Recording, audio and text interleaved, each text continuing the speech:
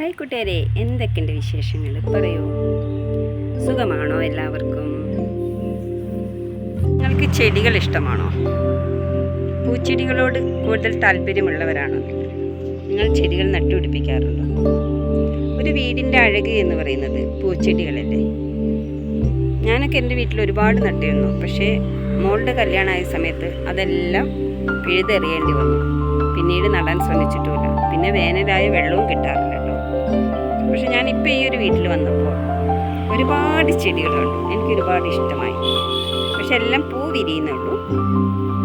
നല്ല അടിപൊളി ഒരു സ്ഥലമാണ് കേട്ടോ ഇത്. അത്യാവശ്യം നല്ല എന്താ പറയുക, നമുക്ക് ഒരു ഇഷ്ടം തോന്നുന്ന ഒരു പ്രകൃതി ഭംഗിയാണ് ഇവിടെ ഉള്ളത്. കാണുന്നില്ലേ നിങ്ങൾ? കാണാൻ തന്നെ ഒരു പ്രത്യേക അഴകാണ്. ഞാൻ ഇങ്ങനെ മഴയായതുകൊണ്ട് വീടിൻ്റെ അകത്ത് തന്നെയാണ് ഇരുന്നിരുന്നത്. ഇപ്പോൾ ഇന്ന് മഴ ഇച്ചിരി കുറവുണ്ട്, അതുകൊണ്ട് ഇങ്ങനെ പുറത്തിറങ്ങി ഇങ്ങനെ നടക്കുകയായിരുന്നു. ഒരു പ്രത്യേക ഒരു സുഖം എനിക്ക്. സൺഡേ ആണല്ലോ, റോഡ് സൈഡ് ആയതിനെ കൊണ്ടാണ് ഭയങ്കര സൗണ്ട് കേൾക്കുന്നില്ല വണ്ടീൻ്റെ. റോഡ് സൈഡാണ്, അതുകൊണ്ടാണ്. ഞാൻ ഇവിടെയുള്ള കുറച്ച് ചെടികളുടെ ഇത് കാണിച്ചു തരാം. പക്ഷെ പൂക്കളൊന്നും ആയിട്ടില്ല, പൂവൊക്കെ ആവുന്നേ ഉള്ളൂ കേട്ടോ.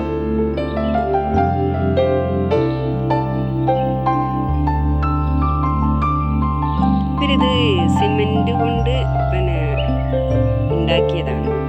കാരണം അത് ഫ്രെയിം വെച്ചിട്ട് പൂച്ചട്ടി ഉണ്ടാക്കിയത് അങ്ങനെയാണ്. മാവ് വേണ്ടോ? ഇതൊക്കെ കൃഷിഭവനിൽ നിന്ന് വാങ്ങിച്ച മാവാണ്. ഇതാണ് ചീരപ്പൂ. ചീരപ്പൂ ഇത് പൂവിട്ട് വരുന്നേ ഉള്ളൂ കേട്ടോ. കണ്ടോ, പൂവിട്ട് വരുന്നേ ഉള്ളൂ. ഇത് പൂവ് ഇങ്ങനെ വിരിഞ്ഞ് കഴിയുമ്പോൾ എന്ത് ഭംഗിയായിരിക്കും കാണാൻ. നല്ല രസമുണ്ട്. ഇവിടെ ഒരുപാട് ചെടികളുണ്ട്. അത് ചീരപ്പൂവിൻ്റെ ഇതിലൊക്കെ മൊട്ടിട്ട് നിൽക്കുന്നുണ്ട്. കണ്ടോ, മൊട്ടിട്ട് നിൽക്കുന്നുണ്ട്. ഇതൊക്കെ വിരിയുമ്പോൾ നല്ല ഭംഗിയായിരിക്കും കാണാൻ. ഇത് കൊയ്ത്തൂവലി എന്നൊക്കെ പറയുന്ന കേട്ടില്ലേ? പൊട്ടിപ്പൂവ്. പക്ഷെ ഇതൊന്നും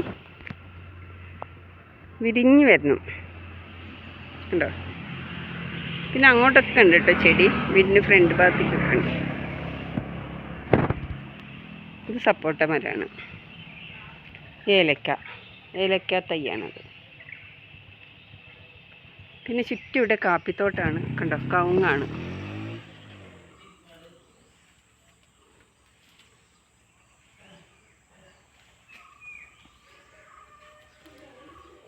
അപ്പോൾ മറ്റൊരു വീഡിയോയുമായി നമുക്ക് വീണ്ടും കാണാം. അപ്പോൾ എല്ലാവരും എൻ്റെ ചാനൽ സബ്സ്ക്രൈബ് ചെയ്യുക. Bye bye.